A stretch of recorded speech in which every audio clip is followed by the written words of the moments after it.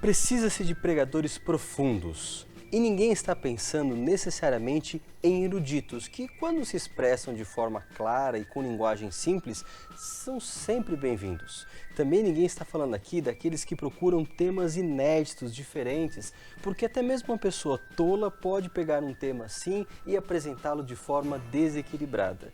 Não, precisamos sempre abrir em cada sermão uma via de acesso para que Cristo seja visto pelo pecador.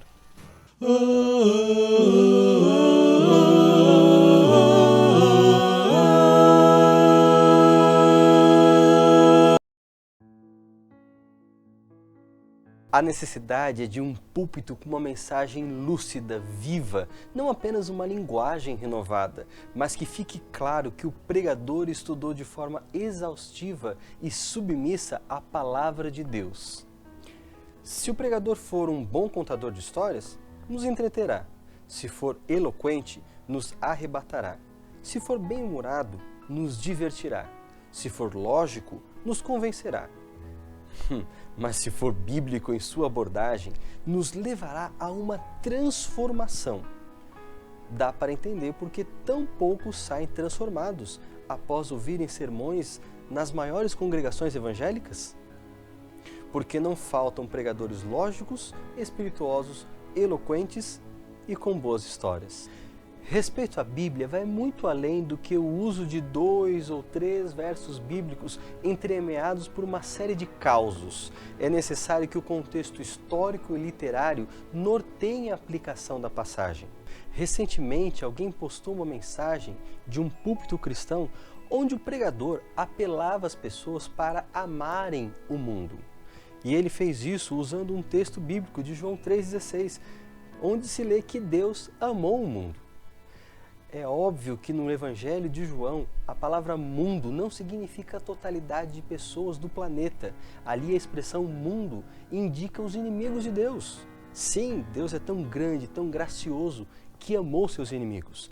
Em contrapartida, o mesmo apóstolo João, lá na sua primeira carta, nos adverte a não amar o mundo, ou seja, não nos identificar com os valores, com o estilo de vida daqueles que são inimigos de Deus. Portanto, ler e aplicar o texto bíblico é um processo minucioso que envolve dependência espiritual, mas também um estudo aprofundado da palavra de Deus. O poeta brasileiro Carlos Drummond de Andrade, em um dos seus versos, afirma que lutar com as palavras é a luta mais vã. No entanto, lutamos, mal rompe amanhã. De forma semelhante, o pregador também é aquele que luta com o texto.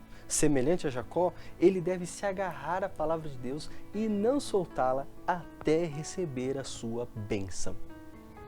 Um sermão profundo é aquele que nos leva a pensar com clareza nas coisas reveladas, aquelas que nós não compreendíamos antes. Portanto, o próprio sermão já é fruto de uma reflexão profunda da palavra de Deus.